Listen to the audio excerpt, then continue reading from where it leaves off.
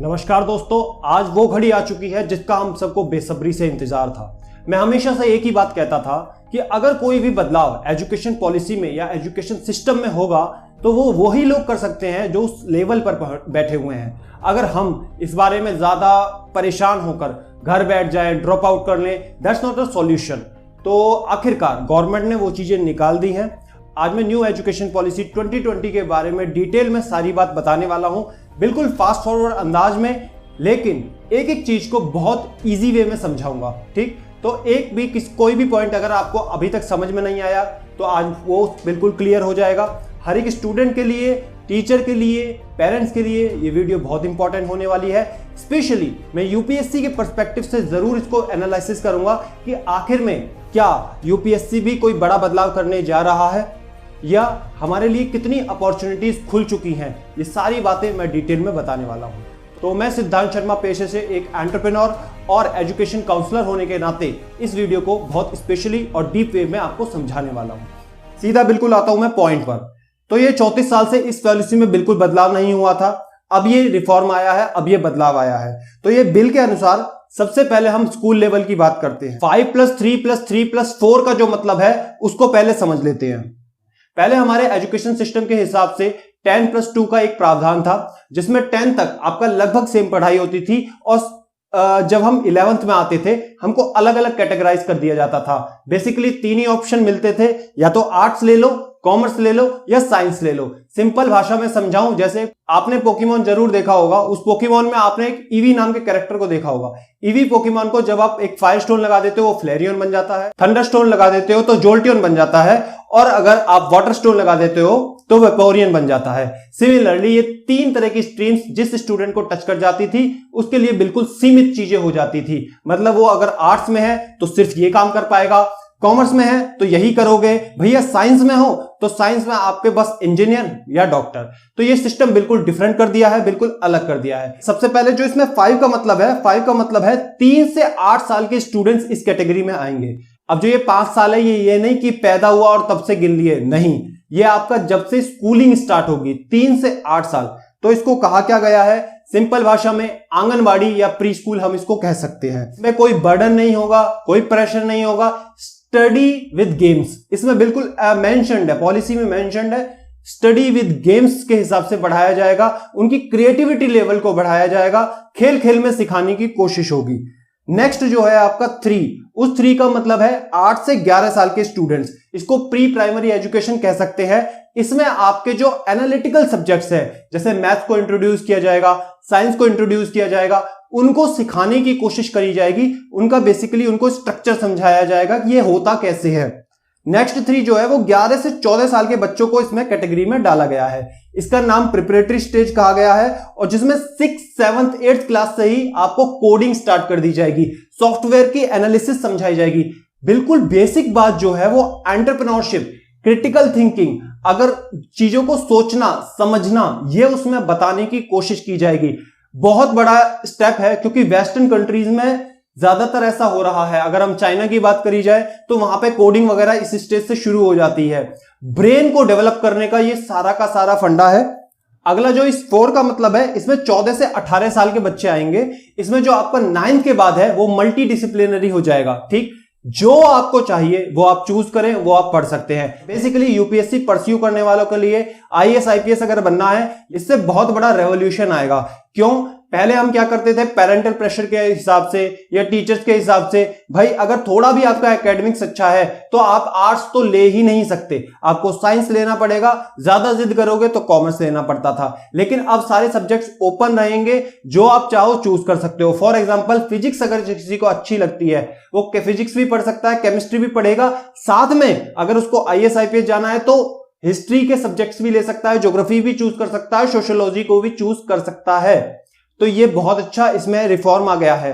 और अगर कोई स्टूडेंट, यहां पे सिर्फ इसी बात की बात नहीं होगी कि आपके थ्योरेटिकल सब्जेक्ट्स कितने अच्छे हैं, यहां पर एक चीज और क्लियर करी गई है। अगर कोई स्टूडेंट गेम्स में बहुत अच्छा है, फॉर एग्जांपल क्रिकेट में बहुत अच्छा इंटरेस्ट है उसका, तो क्रिकेट के स्कोर्स उसके एकेडमिक्स में जुड़ेंगे। ये नहीं देखा जाएगा जो थ्योरेटिकल सब्जेक्ट्स है उसमें क्या था, उसको बेसिक एजुकेशन वहां करा दी जाएगी, बाकी उसको उसी लाइन में आगे बढ़ाया जाएगा। जो आप देखते थे ना कि जैसे अगर सचिन तेंदुलकर को सिंगिंग के लिए बोल दिया जाता, क्या वो इस मुकाम पे होते? नहीं। अगर हम लता मंगेशकर जी को कहते साइंटिस्ट की लाइन में जाते, तो क्या वो इस मुकाम पे होती? नहीं।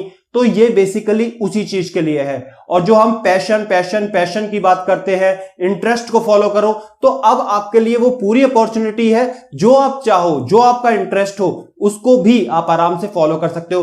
कोई आर्ट्स नहीं, कोई कॉमर्स नहीं, कोई साइंस नहीं। हाँ, कुछ मेजर माइनर सब्जेक्ट्स होंगे, वो उसमें आपको मेंशन कर दिया जाएगा। इस नई पॉलिसी के हिसाब से जो एग्जाम होंगे स्टार्टिंग में तीसरी, पांचवी और 8वीं कक्षा में हुआ करेंगे। आपके जो बीच की जो क्लासेस हैं उसमें आपका असेसमेंट के हिसाब से प्रमोट कर दिया जाएगा। बेसिकली सिंपल सा फंडा है। जो एग्जाम फियर, बच्चों को बुखार आ जाता है, बच्चे परेशान हो जाते हैं, उसको निकालने का पूरा प्रयास किया गया है। बहुत अच्छे इसमें रिजल्ट भी आएंगे। और जो सबसे बड़ा ट्रांसफॉर्मेटिव बदलाव हुआ है वो है कक्षा 6 से ही आपको वोकेशनल ट्रेनिंग दी जाएगी, इंटर्नशिप की ट्रेनिंग दी जाएगी। मतलब जैसे आपको स्कूल में 20 और 10 मतलब 20 दिन आपको अपना बस्ता वस्ता लेके जाना है, 10 दिन बिना बस्ते के जाना होगा।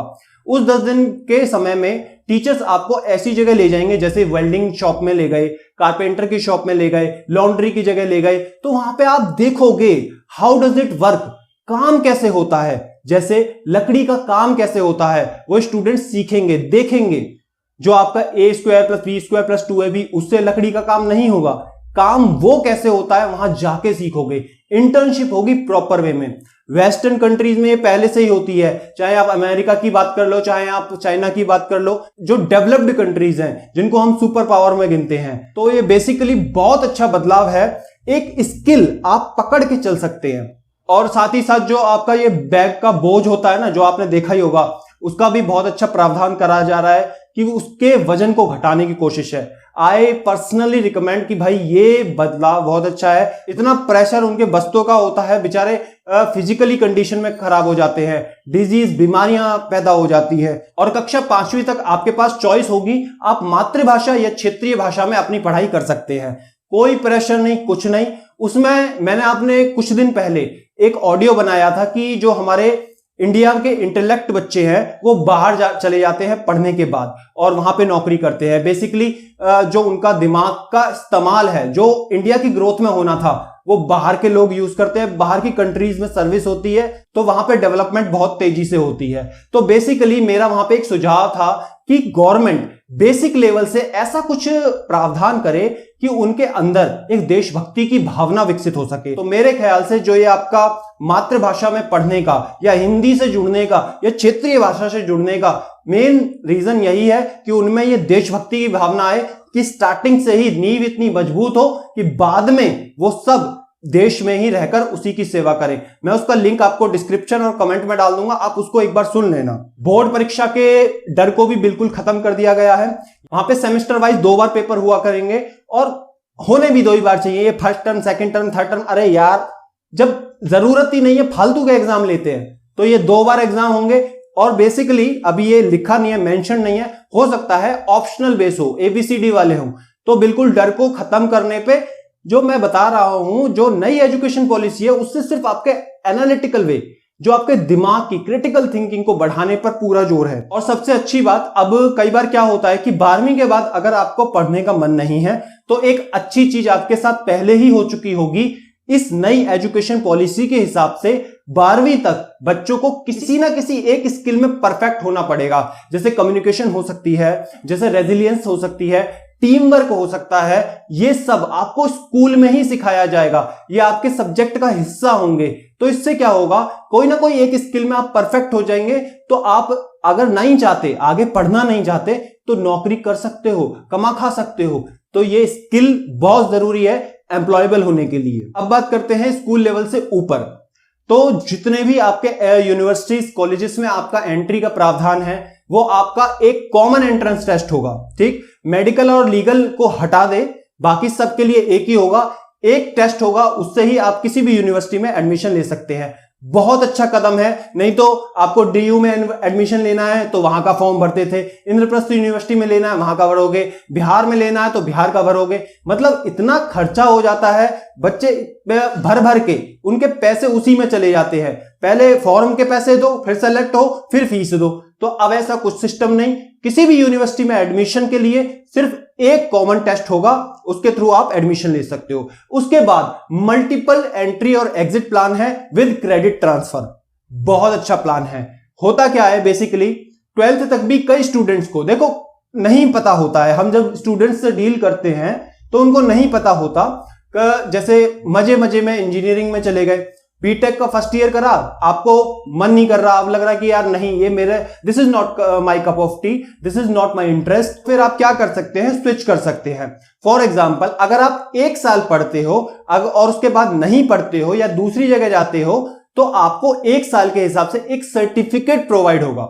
2 साल कर लोगे तो डिप्लोमा मिलेगा, 3 साल कर लोगे तो डिग्री मिल जाएगी। कॉलेजेस के पास ये ऑप्शन होगा कि अपने स्टूडेंट्स को वो प्रमोट करके प्लेसमेंट के लिए भेज सकते हैं। उसके आगे अगर आपको पढ़ना है, मतलब 3 साल के बाद 1 साल और बचा, वो डिग्री होगी रिसर्च ओरिएंटेड, आपको रिसर्च की डिग्री मिलेगी। उसके बाद अगर मास्टर कोर्स करना है, अभी क्या है, कोई मास्टर कोर्स लगभग 2 साल का होता है, जैसे MBA है, MTech है, MCOM है, 2-2 साल के होते हैं, वो सिर्फ 1 साल का हो जाएगा। ये बिल्कुल वेस्टर्न तर्ज पे है और बहुत अच्छा प्रावधान है कि भाई 1 साल आपका वहां पे सीधा सीधा बच जाता है। 1 साल डिग्री में भी बच जाएगा अगर आपको रिसर्च में नहीं जाना। उसके बाद आप PhD कर सकते हैं, डॉक्टरेट की डिग्री ले सकते हैं, डॉक्टरेट की उपाधि आपको मिल जाएगी। MPhil की जरूरत नहीं होगी। ये उनके लिए बता रहा हूं जो रिसर्च में आगे जाना चाहते हैं। और एक बात का ध्यान रखना कि ये सब चीजें देखो आसान एकदम से तो नहीं होगी, लेकिन धीरे धीरे हो जाएगी। देखो अभी आपने देखा ऑनलाइन सिस्टम आया, टीचर्स कोशिश कर रहे हैं कि अपने स्टूडेंट्स को पढ़ा सके, बता सके, अडेप्ट हो रहे हैं। इसी तरह से ये सिर्फ स्टूडेंट्स के लिए नहीं, टीचर्स के लिए भी एक बहुत अच्छा सबक होगा, एक ट्रेनिंग होगी, उनको भी सीखना पड़ेगा। बहुत अच्छी चीज हुई है कि सारे बोर्ड्स हटा दिए जाएंगे। जैसे आपका MP बोर्ड होता था, आपका हिमाचल बोर्ड होता था, पंजाब बोर्ड का अलग होगा, UP बोर्ड अलग होगा, आपका हिंदी मीडियम अलग, CBSE, ये सबको हटा के एक बोर्ड कर दिया जाएगा। सिर्फ उसके अंडर पूरे बच्चे पढ़ेंगे। जैसे अगर कोई जम्मू कश्मीर में कोई पढ़ाई कर रहा है, सेम आपका तमिलनाडु में पढ़ाई होगी, सेम आपका गुजरात में हो रही है, सेम आपका असम में होगी। नहीं तो इतना कंफ्यूजन हो जाता था, इतना इंफीरियरिटी सुपीरियरिटी का डिफरेंस आ जाता था कि बच्चे सोचते थे अरे मैं तो यहां से पढ़ा हूं तो भाई मैं तो बहुत अच्छा हूं, तुम वहां से पढ़े हो तुम बेकार हो। ऐसा कुछ नहीं, हर जगह ये होगा। पहले ये केंद्रीय विद्यालयों में, जैसे आपने सुना होगा, हर केंद्रीय विद्यालय में सेम पढ़ाई चलती थी, क्योंकि जैसे उनके ट्रांसफर होते रहते हैं। तो अगर यहां 6th क्लास में फर्स्ट चैप्टर चल रहा है तो कहीं और जाओगे वहां भी 6th क्लास में फर्स्ट चैप्टर उस टाइम चल रहा होगा। तो ऐसा ही एक सिस्टम सबके लिए बना दिया गया है। तो बहुत अच्छा कदम है। इसमें UPSC के लिए खास बात, जो आपके 11th 12th की हमको हिस्ट्री ज्योग्राफी जो पढ़नी होती है वो तमिलनाडु बोर्ड की पढ़नी होती है, क्योंकि वहां का सिलेबस कुछ अलग है और वो ज्यादातर पूछा जाता है। अब आपको ऐसा कुछ नहीं, आप जो बुक्स NCERT की खरीद लोगे वही काम करेगी। तो NCERT जो है वो पूरे देश में इस चीज को सुनिश्चित करेगी कि एक तरह की ही किताब, एक ही तरह का सिलेबस हर जगह इंप्लाय हो। तो बहुत अच्छा बदलाव है। और सबसे अच्छी बात, देश में एक नेशनल रिसर्च फाउंडेशन बनाया जाएगा। जैसे हम अमेरिका की बात करें, वहां पे एक नेशनल साइंस फाउंडेशन है जहां पे साइंस रिलेटेड रिसर्चेज होती हैं। उसमें चीजों को आगे कैसे रिसर्च होगी, कैसे बढ़ेंगे, थीसिस होती हैं। लेकिन इंडिया में क्या है, नेशनल रिसर्च फाउंडेशन बनाया जाएगा जिसके अंदर साइंस रिलेटेड भी, आर्ट्स के सब्जेक्ट भी, मतलब साइकोलॉजी में रिसर्चेज होंगी, सोशियोलॉजी में रिसर्चेज होंगी। तो हर एक सब्जेक्ट, चाहे वो आर्ट्स के हैं, चाहे वो कॉमर्स के हैं, साइंस के हैं, सबके लिए रिसर्च होगी। तो आपके लिए वहां भी बहुत अच्छा ऑप्शन मिल जाता है। जो एग्जाम पैटर्न है वो आपका 6 से 9th में जो होगा वो भी सेमेस्टर वाइज होगा। बार बार पेपर नहीं लिए जाएंगे। जैसा मैंने आपको पहले बताया कि यार बार बार लेने का तुक ही नहीं बनता। यूनिट टेस्ट ले लो, first term, second term, third term, और फिर आपका ये वो नहीं, ऐसा कुछ नहीं होगा। अब सिंपल जैसा आपका 2 बार पेपर होंगे उसी के बिहाफ पे आपके रिजल्ट आ जाएंगे। और सबसे जरूरी बात, जो आपका रिपोर्ट कार्ड होगा उसमें आपके एकेडमिक्स के नंबर भी होंगे, हर चीज के ना एक पॉइंट्स होंगे। ठीक, जैसे आप क्रिकेट में अच्छे थे उसका भी रिजल्ट उसमें आएगा, आपने स्विमिंग में अच्छा करा उसका भी रिजल्ट आएगा। इवन आप अपने बारे में क्या सोचते हैं, एक कॉलम बना होगा जिसमें आप अपने बारे में लिखोगे। ना केवल आप अपने बारे में लिखोगे बल्कि आपके क्लास के बच्चे, ठीक, आपके दोस्त आपके बारे में क्या सोचते हैं वो भी वो उसमें मेंशन करेंगे, वो भी उसमें लिखेंगे। बड़ा ही इंटरेस्टिंग सा कॉन्सेप्ट है। होप सो क्या होता है देखते हैं, मगर मजा बहुत आने वाला है। कॉलेज लेवल पे भी आपका एक एप्टीट्यूड टेस्ट हुआ करेगा। जैसे आपके होता क्या है, जैसे कई सब्जेक्ट्स होते हैं थ्योरेटिकल होते हैं। बेसिकली पूरी पॉलिसी में एक चीज मेंशन है, जो रोट सिस्टम है, रट्टाफिकेशन का जो सिस्टम है वो हम हटाना चाहते हैं। तो एप्टीट्यूड टेस्ट क्या होगा, जैसे कई बच्चे होते हैं वो अपना थ्योरेटिकल सब्जेक्ट्स में इतने अच्छे नहीं है, ना फिजिक्स में अच्छे, ना हिस्ट्री उनको याद होती, लेकिन उनका इंटेलेक्ट लेवल बहुत अच्छा है, वो चीजों को एनालाइज बहुत अच्छे से कर लेते हैं। तो एप्टीट्यूड टेस्ट आपका कॉलेज लेवल से ही हुआ करेगा। तो इससे आपको दो फायदे हो जाएंगे यूपीएससी रिलेटेड, जहां पे आपको सी सेट जो होता है आपका एप्टीट्यूड टेस्ट, उसमें आपको मतलब कई बार होता है ना कि सर इसकी तैयारी नहीं हो रही, बाकी हम कर लेंगे, तो आपकी ये तैयारी कॉलेज लेवल से ही शुरू हो जाएगी। दूसरा जो आपका यूपीएससी का थर्ड राउंड है इंटरव्यू का, उसमें बहुत अच्छी हेल्प हो जाएगी, क्योंकि पहले आप क्रिटिकल थिंकिंग को सोचने समझने लगोगे कि कैसे वो चीजें होती हैं, कैसे क्या होता है, आपको एक्सपोजर मिलेगा, पब्लिक स्पीकिंग का मिलेगा, वो सब चीजें आपको पहले से ही डेवलप होंगी, वो स्किल्स डेवलप होंगी, तो उसकी भी प्रिपरेशन आपकी साथ में चलेगी। तो बहुत अच्छा ये बदलाव है दोस्तों। स्कूल लेवल से ही आपको एथिक्स भी समझाया जाएगा। बचपन में हमारा एक मॉरल साइंस यानी नैतिक शिक्षा का एक सब्जेक्ट होता था, जिसके बिहाफ पे हम कहानियों के माध्यम से सीखते थे क्या अच्छा है क्या बुरा है। तो वो आपका थ्रू आउट स्कूलिंग आपका रहेगा। और दूसरी बात, एक यूपीएससी में एक पेपर भी आता है, एथिक्स का पेपर आता है, जिसका नॉर्मली सिलेबस नहीं मिलता है, लेकिन अभी अगर आप स्कूल लेवल से ही उसको आपको मिल जाएगा, उसका मटेरियल मिल जाएगा, तो आपको उसकी तैयारी करने में भी बहुत आसानी हो जाएगी। दोस्तों ये थे अब तक के पॉजिटिव पॉइंट्स। अब मैं बात करता हूं जो क्रिटिसिज्म है, पॉजिटिव क्रिटिसिज्म।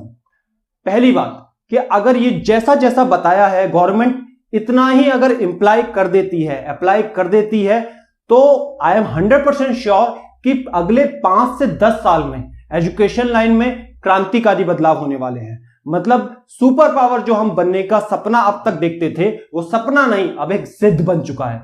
सेकंड बात कि अगर गवर्नमेंट हो सके तो इसमें इंग्लिश को मैंडेटरी करने का प्रयास करे, जैसे आपका हिंदी के लिए बताया है, क्षेत्रीय भाषा के लिए बताया है, वैसे इंग्लिश के लिए भी कोई प्रावधान आ सके तो बहुत अच्छा होगा। क्योंकि जब हम ग्लोबल लेवल पे जाते हैं, ग्लोबल अपॉर्चुनिटीज की तरफ जाते हैं, या चीजों को अंडरस्टैंडिंग वे में जाना चाहते हैं, या बहुत सी ऐसी चीजें जो हमें इंग्लिश में ही आपको मिल पाती हैं, तो उसके लिए स्टूडेंट्स को काफी हेल्प हो जाएगी। होप सो अभी ये बदलाव आ सकता है, क्योंकि काफी चेंजेस होते रहेंगे।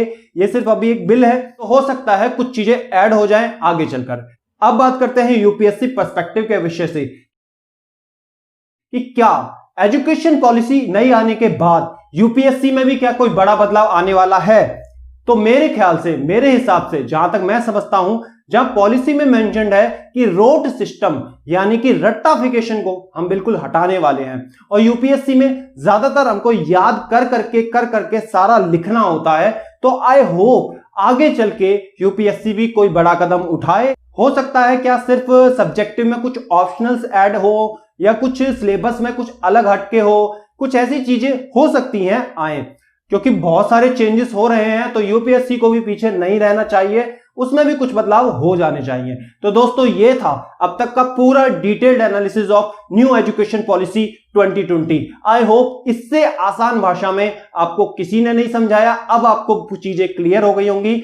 कैसी लगी ये वीडियो कमेंट में मुझे बताएं। अब आपकी रिस्पॉन्सिबिलिटी है, इसको ज्यादा से ज्यादा शेयर करो, हर स्टूडेंट तक ये पहुंच जाए, ताकि उनको अपनी पॉजिटिव, नेगेटिव या जो उनकी क्रिटिकल थिंकिंग के लिए क्या स्टेप्स हैं वो उनको समझ में आ जाए। मुझसे अगर पर्सनली कनेक्ट होना है तो इंस्टाग्राम, फेसबुक पर @CDMania Infotainment फॉलो करो। सारे के सारे सोशल लिंक्स डिस्क्रिप्शन और कमेंट में सबसे ऊपर मिल जाएंगे। उधर मैसेज करो, अपनी प्रॉब्लम बताओ, आपको वहां पे वीडियो मिलती रहती हैं। दोस्तों याद रखना, मैं हूं सिद्धांत शर्मा, कोई है या नहीं, मैं हमेशा आपके साथ हूं। Be happy and stay motivated with CD mania.